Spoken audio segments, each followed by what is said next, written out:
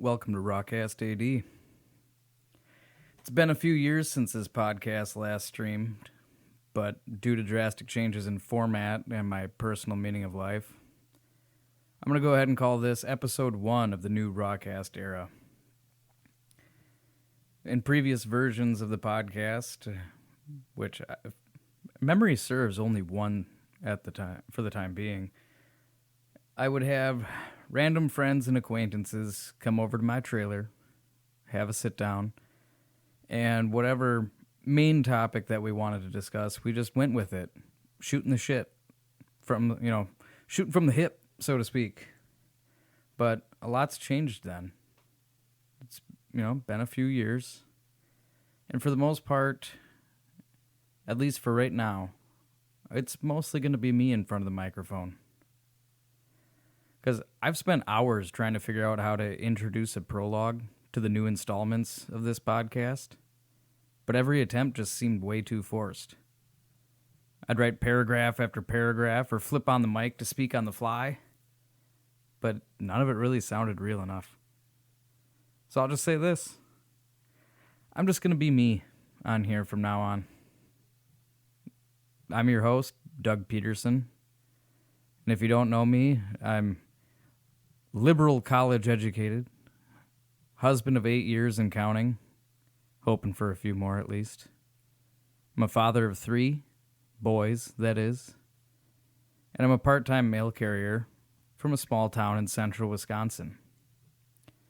And since we are, by we I mean me, looking to get a little more real, a little more raw, lend a little justification to the name, Rawcast AD. My first topic of realdom that I want to get off my chest is going to require some bullet point style backstory without the bullet points. My current situation is that I'm working part-time hours opposite from my wife's schedule. Typically, I'll work, say, 8:30 in the morning to about noonish, Monday through Saturday. My wife works second shift at 3 p.m. to 11 p.m. Sometimes gets forced to stay over till 3 a.m., which, for her. And that's 5 to 6 nights per week. Now, the reasoning for this schedule is that I'm a mail carrier waiting in line for my grown-up full-time spot. And my wife's basically on second, so we can avoid the astronomical daycare costs. Don't mind if I slip up on words every now and then. I'm going to have to get a little more raw on that. But it can create for some frustrating times working on opposite schedules, but so far we've been able to maintain it and make do. Maybe someday we'll hear the main reason that we avoid daycares like the plague. Ooh, could that be a tease for later on episodes? But either way, we do it now to avoid daycare costs. So what that means for right now is that I'm a part-time worker and a full-time dad. Now I know this goes against the conventional 1950s nuclear family ideal, because me, the man of the house, I tend to be more responsible for the lion's share of the cooking, cleaning, and child rearing. And I have to say, I have absolute respect for my wife for allowing me the opportunity to have so much time with our 3 sons. She works more than me. I'm very grateful, so I'm going to make sure she comes home to a clean house, for the most part. But a little about me is, for the better part of a decade, I was job hopping to the highest bidder left and right. It wasn't uncommon for me to have 3 part-time jobs at a time, or to have 3 different full-time jobs in a year. I got caught up in the rat race and wanted to have the highest possible earning potential I could have, but at the same time, try to find that happy medium for the work-life balance. That eventually led to me landing on the post office. Realistically, to go from an ambitious go-getter, somebody who actually did quite well in sales but lost the stomach for it, going into the post office, where basically you're guaranteed maybe 2 days a month to start out, until you work your way up the seniority chain to get more consistent work. I mean, realistically, if you're good at the job, you can volunteer to work at other post offices. That means having to learn possibly dozens of routes in various towns or cities to be able to make that earning potential what you want it to be. And due to my position, I'm a little more limited on the number of hours I can pick up because I already do work 6 days a week, But getting into the post office, knowing all that, I really had to clench my jaw and just kind of take what hours were given. It did mean being ambitious and learning more and more routes so that I was, building value as an employee for my boss. I knew it would be a long game investment of my time, but it was favorable for the time being, as the wages for the hours that I worked allowed me to pay the bills, pay the mortgage, and squirrel away some rainy day dollars. It also included the frustrating costs of revolving door vehicle problems. Subsequently, I learned quite a few auto mechanic skills, I guess, as a necessity. So, I mean, it really is a cost-effective set of skills to minimize what sometimes feels like an anal hemorrhage of money. But at the end of the day, what it does is it allows me to work part-time hours for what would be kind of the lower end of mediocre wages for most full-time jobs in my area. And please see, time value of money, at least from my own twisted viewpoint, from my own twisted extent, I guess. But, I mean, at times the limited income from just working at the post office and struggling with the vehicle really made me feel like I was losing the race against time. I mean, now, as of a few months ago, at 31 years old, I just bought my first conventional, yet humble, home. No more trailer park living for us no more. Sometimes I do feel like I should be working more, earning more, and providing the most financial security I can for my children. But these feelings of me not doing enough in terms of income usually come right after a costly vehicle repair to keep my workhorse on the road. No vehicle, no income in the rural postal game. Let's try that again. No vehicle, no income in the rural postal game. I'm going to have to try to enunciate and pronounce and say the words correctly. I mean, ultimately, all of that, it comes down to the periodic financial stress. Sometimes the stress mounts, sometimes it's pretty easy to manage. I mean, I will admit, within the past week, I started looking for a different job, even though I want to be completely done with job hopping, and I really don't want to disrupt my family's balance or basically the current status quo.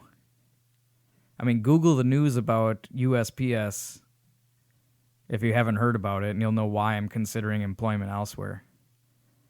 So far with the new changes, my hours were cut, and I know they were never guaranteed hours, but to basically get cut enough hours from what you usually work to dock your potential annual income by $6,000, that takes a moment for consideration. It'll raise an eyebrow. It'll get the gears turning. And for me, it meant a rework of the current budget and a tightening of my belt so that I could, hopefully make ends meet for the time being and keep an eye out for a considerable opportunity. I mean, we're still not dead broke, but for everything that's going on right now, I don't quite feel comfortable with what's in our savings. I mean, more on that later, as I'm currently doing what's necessary to live within my means. So I kind of want to get back to the point. But this spring, just months prior to my hours getting slashed, my grandma passed away. And that was followed shortly by another of my grandmothers passing away. I mean, right now I do have one remaining grandmother, which is more than most can say that they have. For me, it was a broken home situation, but I did keep in touch with all the grandmas. I had 3. I mean, maybe that'll be part of a topic in another episode, but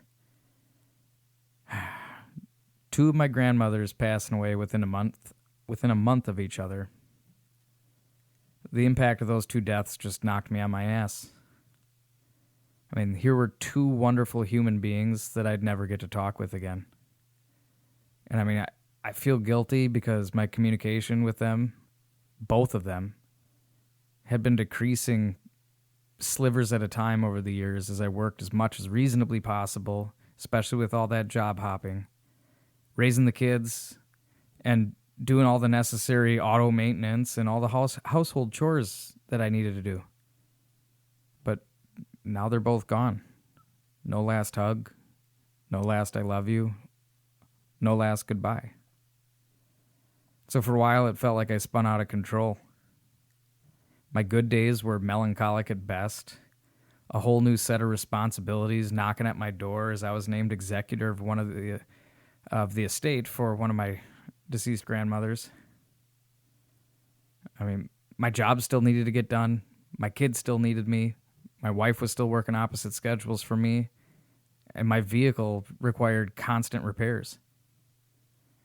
You know, instead of grieving my loss, I was expected to work with the funeral home, life insurance company, my lawyer, and arrange to close all of my grandmother's accounts. I mean, yeah. That's the standard settling of affairs. You know, it needs to get done.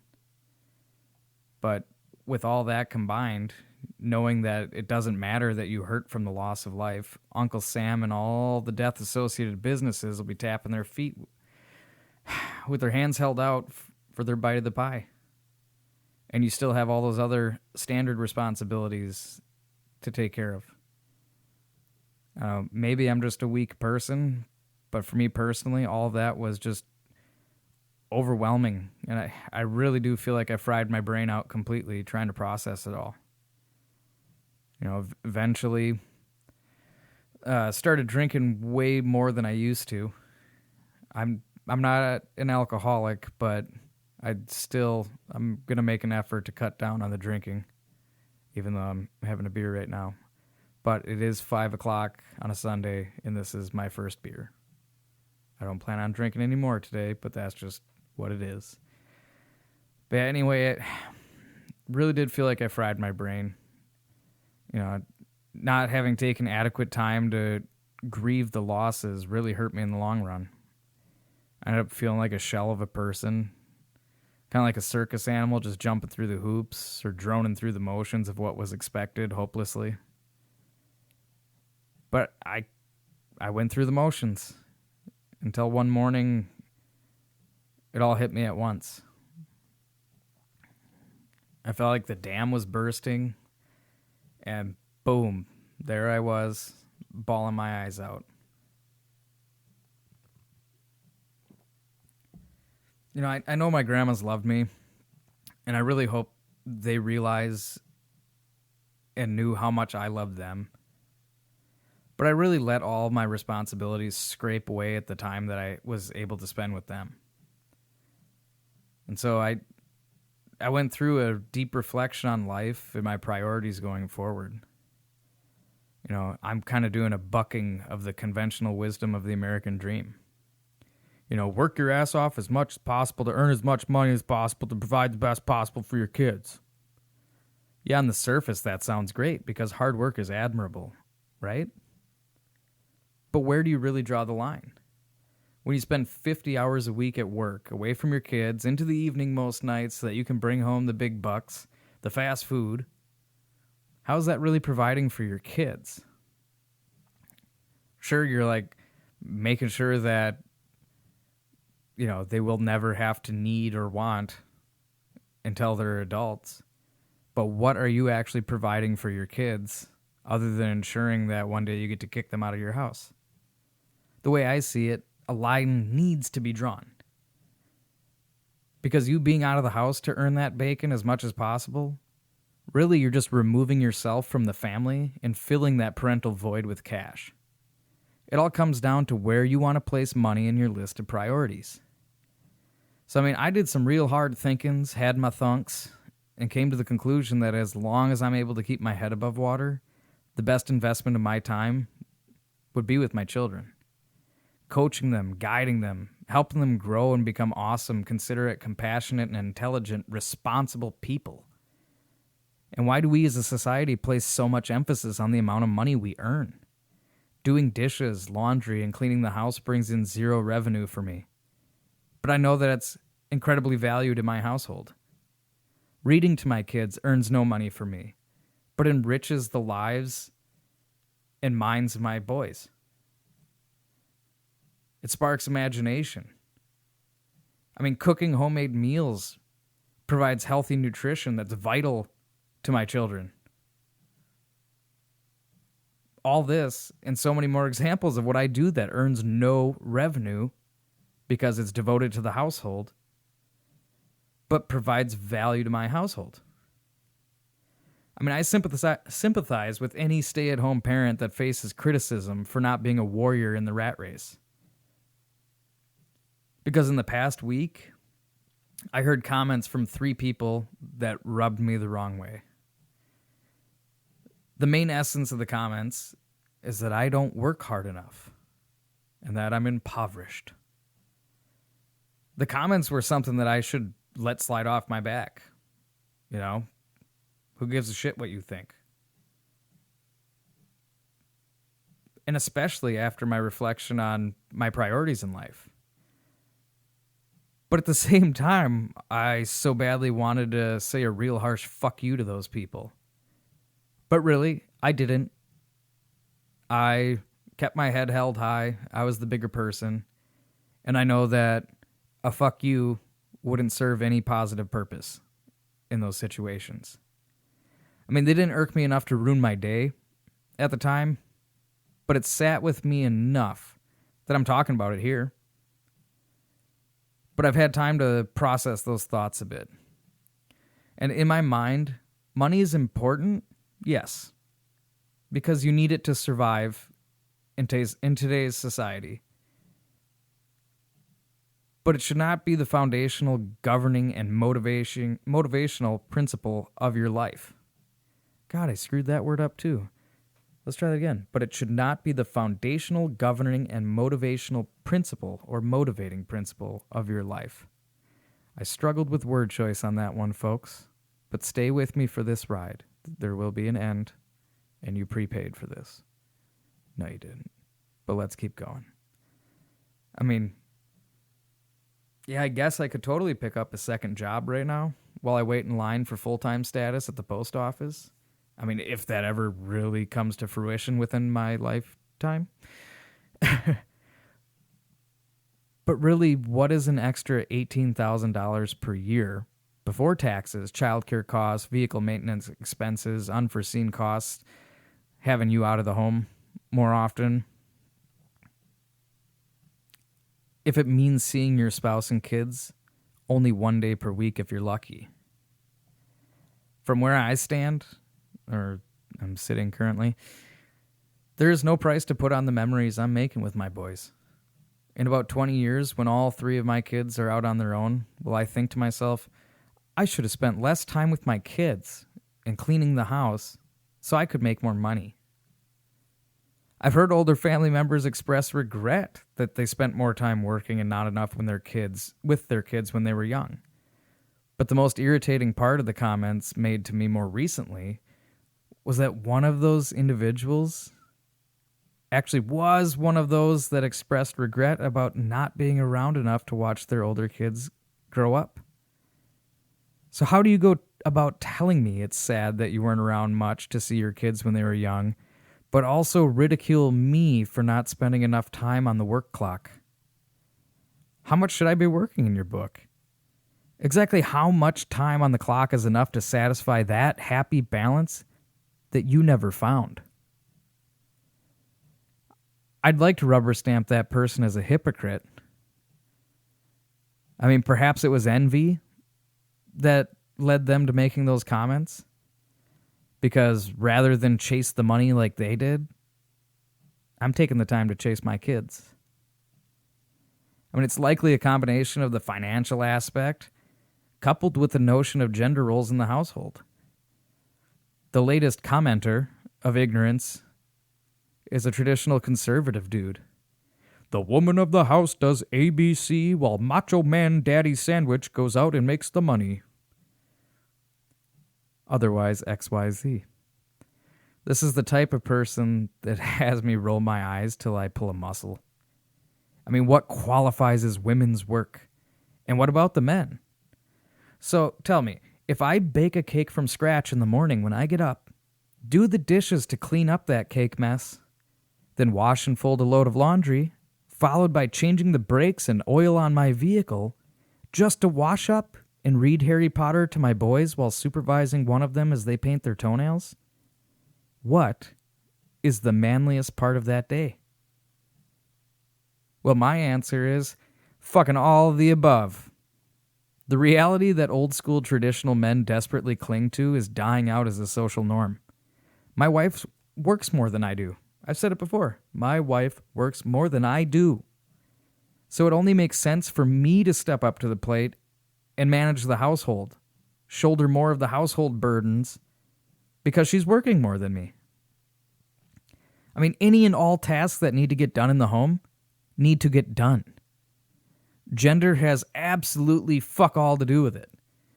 If making homemade meals, doing the dishes, washing and folding laundry, and any of the thousands of possible things that need to get done around the house make me less of a man in the eyes of yesteryear's bitch-ass macho men, so fucking be it. Because I know for a fact that my wife appreciates me tackling the household chores. I will actually go as far as saying that those old cranky bastards didn't, have never, and currently do not do as much around the house as they should. Instead of wasting your words between your mouth breaths, take a look in the mirror. Your refusal to do common household chores because you have a limp cock between your legs doesn't make you manly. It makes you a bitch and a worse off husband because of it. And when you do look in that mirror to do some inner reflection, ask yourself, when was the last time did I clean this mirror? If the answer is never, your wife probably loves you more than your backwards ass deserves. So quit dragging your stubborn feet and wise up to the modern man, the modern husband, and the modern dad. Your sexist opinions are waiting to be left in the past where they belong. Whew. But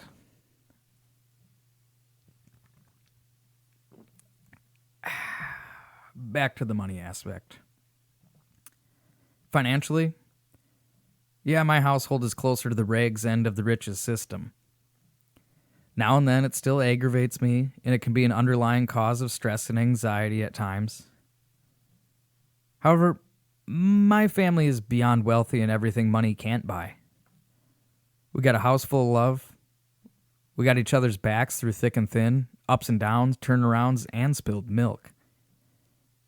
Would more money be nice? Absolutely, to strike out one more contributor of stress in daily life. But I'm fulfilling my list of priorities and soaking up every joy and frustration of being a part-time employee. And more importantly, a full-time dad. You know, nobody's going to make me feel bad or less than because of it. Yeah, I definitely sacrificed income potential to be a more devoted father. And the value I find through fatherhood and the values I'm instilling in my children could never be replaced by money.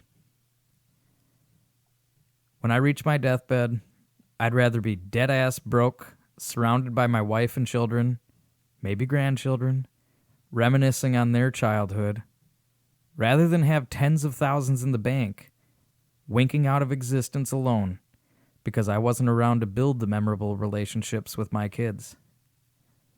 Money can never replace the value of a good parent and the highest of the high, my family.